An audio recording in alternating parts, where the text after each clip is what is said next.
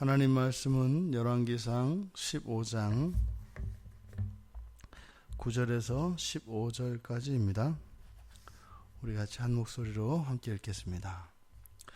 이스라엘의 여로보암 왕 제20년에 아사가 유다 왕이 되어 예루살렘에서 41년 동안 다스리니라. 그의 어머니의 이름은 마아가라 아비살롬의 딸이더라.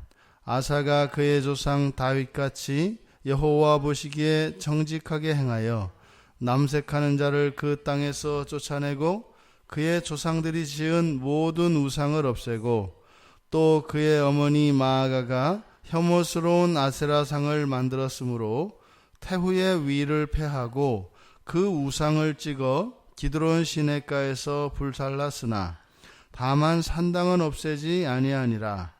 그러나 아사의 마음이 일평생 여호와 앞에 온전하였으며 그가 그의 아버지 성별한 것과 자기가 성별한 것을 여호와의 성전에 받들어 드렸으니 곧 은과 금과 그릇들이더라.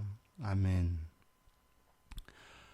아비암의 뒤를 이어 왕이 된 아사. 여로보암 왕 제20년에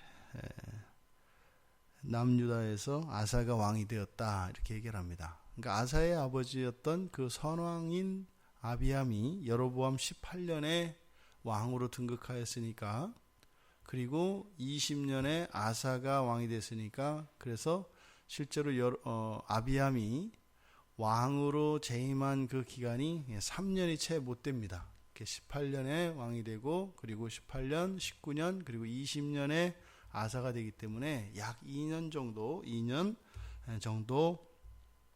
아비암이 왕으로 있었던 것을 알게 됩니다. 아주 짧은 기간 왕 노릇을 하였고, 하지만 우리가 어제 살펴보았던 것처럼 여로보암과의 그 대전에서 이김으로써 북이스라엘의 세력을 완전히 꺾어놓고 남유다가 북이스라엘의 사실은 거의 속국에 가까울 정도로 그렇게 국력을 키웠던 것이 바로 아비암이었습니다.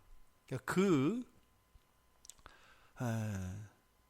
아버지 아비암의 그런 전쟁 승리로 말미암아서 어쩌면 이 아사가 그 후광을 덧입어서 남유다를 다스리고, 또 이제 남유다에 있었던 많은 이제 종교 개혁을, 그리고 제도 개혁을 다 단행하게 되는데, 그렇게 할 수 있었던 그 기초가 선왕인 아비암에 의해서 마련된 것을 우리가 압니다.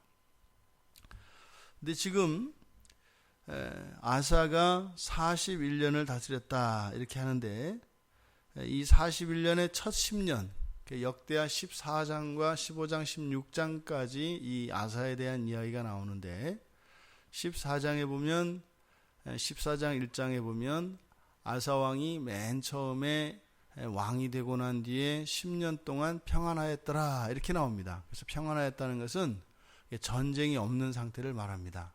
그러니까 10년 동안 전쟁이 없는 아주 평안한 그런 태평 시대를 지내는데, 그 이유를 여호와 하나님을 찾았기 때문이다라고 이야기를 합니다.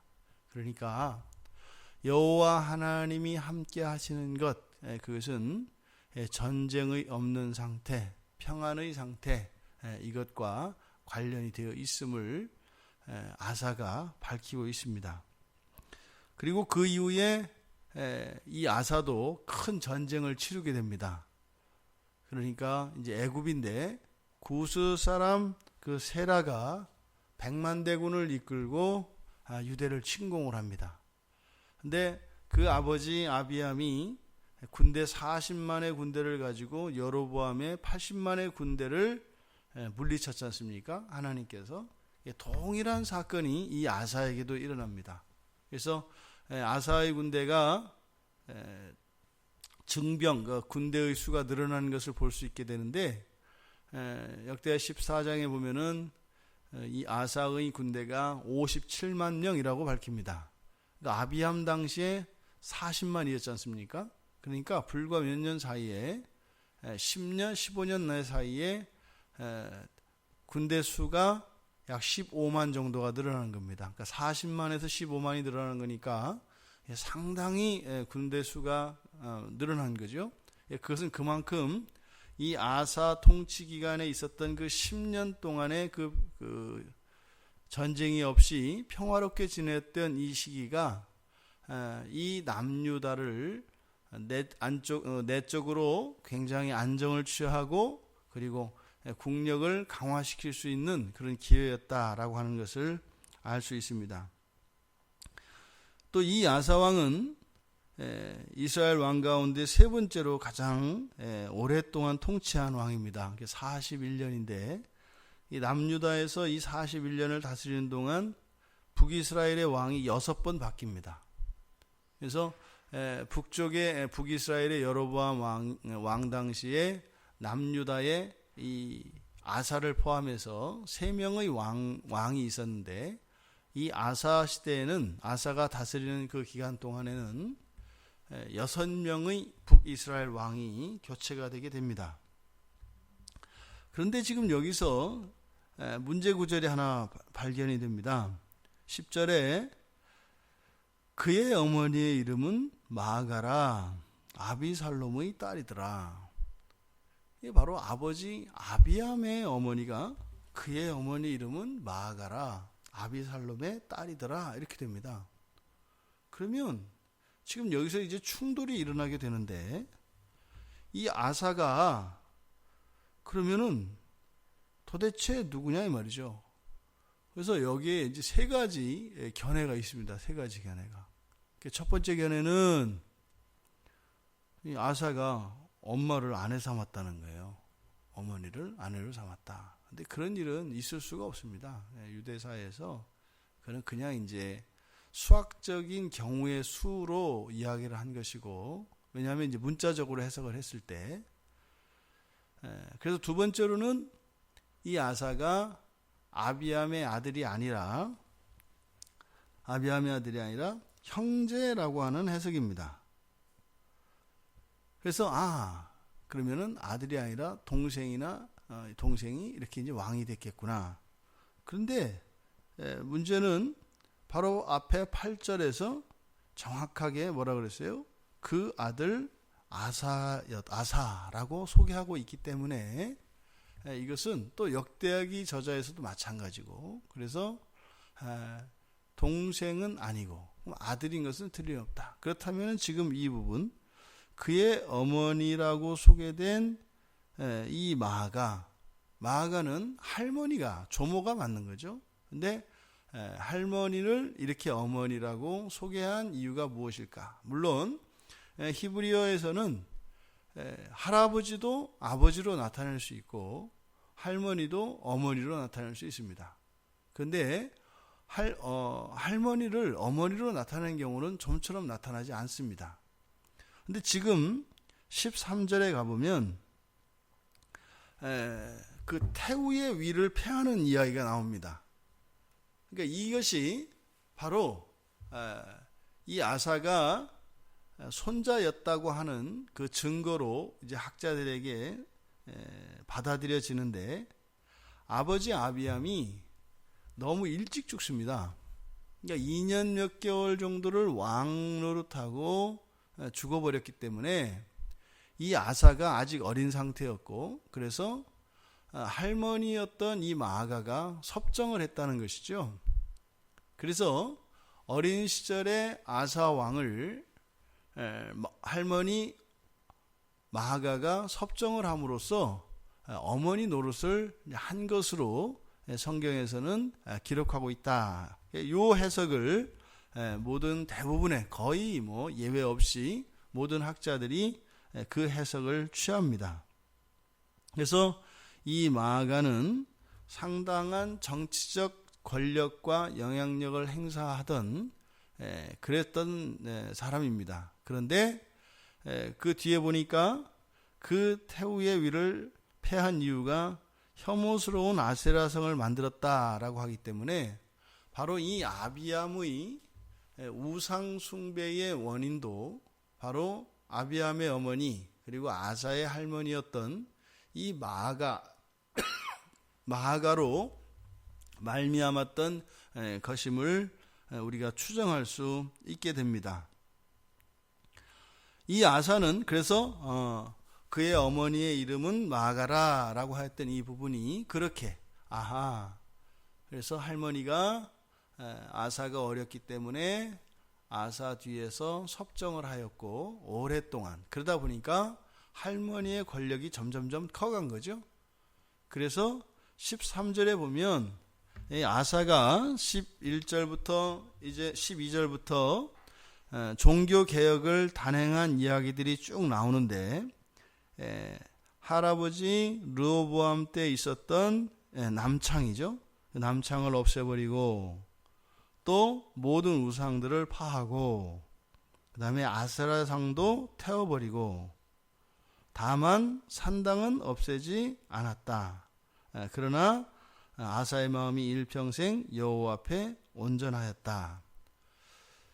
이 산당은 다만 없애지 못했다라고 하는 내용은 역대하 14장에 가보면은 우상의 신전들, 그러니까 산당은 높은 곳, 산의 높은 곳이라고 하는 뜻인데 그곳에 쌓았던 제단들이 있는데 거기에는 우상들을 위해서만 제단을 쌓는 것이 아니라 이 북이스라엘 이때 당시에 이들의 관행은 높은 곳에는 모든 신전을 이렇게 짓습니다. 그런데 이 아사가 산당을 없애지 않았다라고 하는 내용이 뒤에 역대하 14장에 가보면은 우상의 산당들은 파했다라고 하는 얘기가 나옵니다. 그러니까 여호와를 숭배하는 일이 예루살렘과 산당에서 공존하고 있었던 것을 우리가 알 수 있습니다. 그러니까 원래 이 산당 제사는 솔로몬 때 시작이 되어서 솔로몬 성전이 지어지면서 이제 그치게 됩니다. 그리고 여로보암이 왕이 되면서 북이스라엘에서 백성들로 하여금 예루살렘에 가지 못하게 하기 위해서 산당에다가 이제는 여호와의 제단을 쌓는데 그때부터 이스라엘 안에 이곳저곳 여러 산 높은 곳에 여호와를 제사하는 그 여호와를 위한 산당들이 지어지고 있었음을 알 수 있습니다. 근데 그것이 남유다까지도 퍼졌던 겁니다. 이게 뭐냐면 종교의 타락입니다.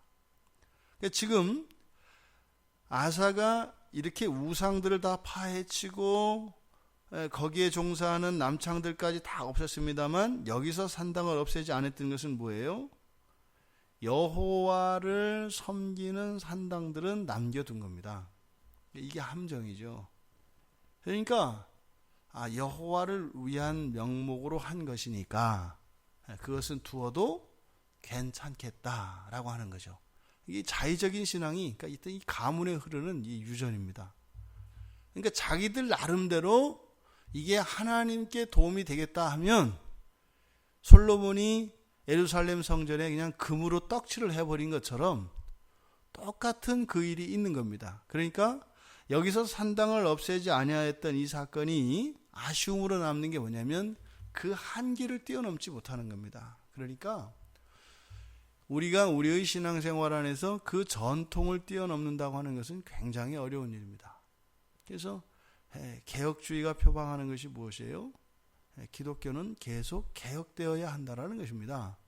근데 오늘날을 보십시오. 개혁되는 게 아니라 종교개혁 당시로 돌아가는 것을, 마치 우리 기독교의 원천을 그 종교개혁에 둠으로써 그때를 그대로 흉내내고 그때의 어떠한 교회의 모습들과 이런 것을 따라가면 그것이 정통이다라고 하는 일이 오늘날 우리 한국교회 안에서도 일어납니다.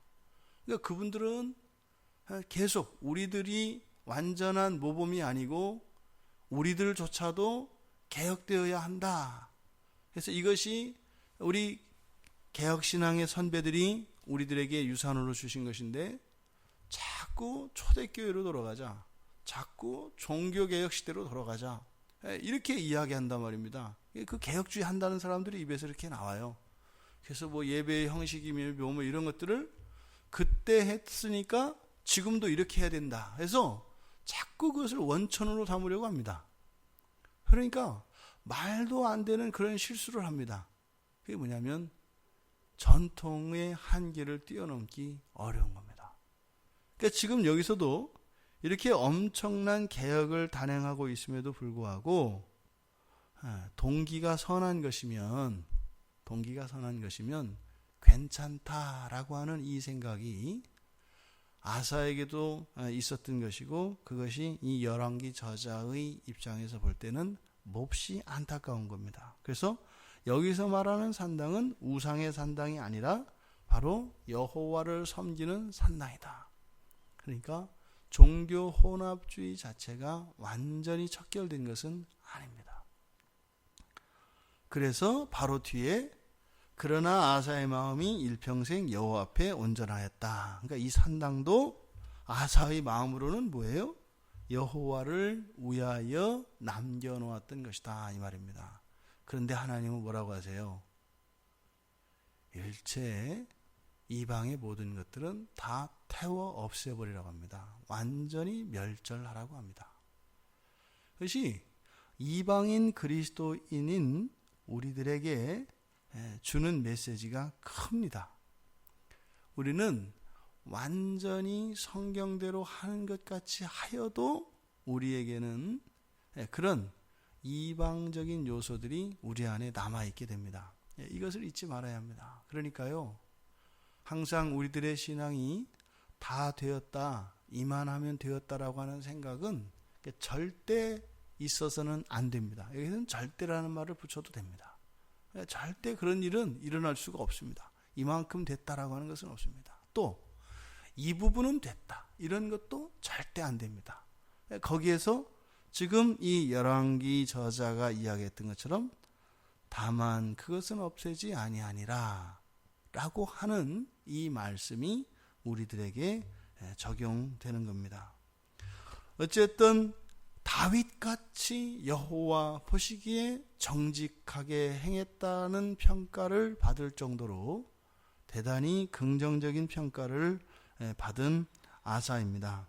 그런데 바로 이 산당을 없애지 않은, 다시 말해서 여호와 하나님께서 지정하지 않으신 방식으로 여호와를 섬기는 것은 우상을 섬기는 것과 똑같다라고 하는 이 진리가 아사에게는 받아들여지지 않았던 것입니다. 우리들의 신앙을 되짚어 볼 수 있기를 바랍니다.